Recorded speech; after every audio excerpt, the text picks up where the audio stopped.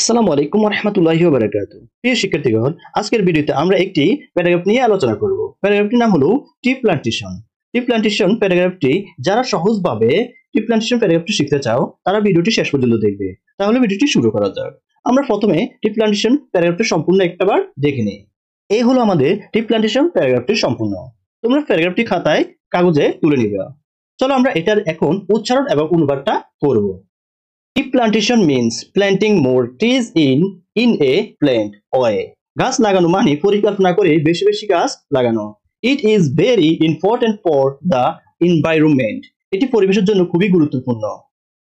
Trees are our best friend. They gives us oxygen, shade, shelter, foods and fruits.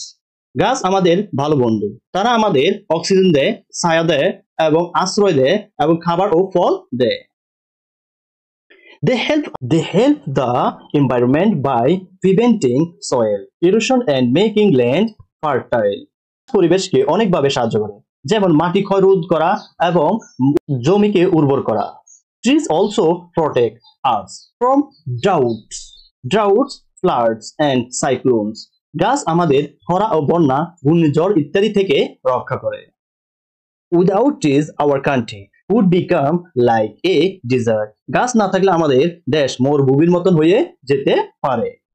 People should face shortage of food, shade and oxygen.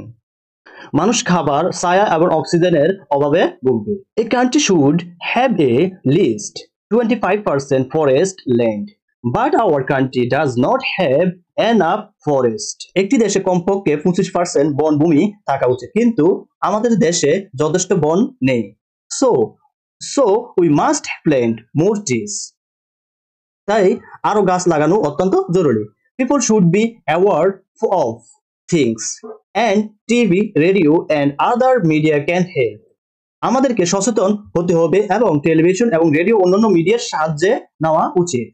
To live a peaceful life, we must plant more trees.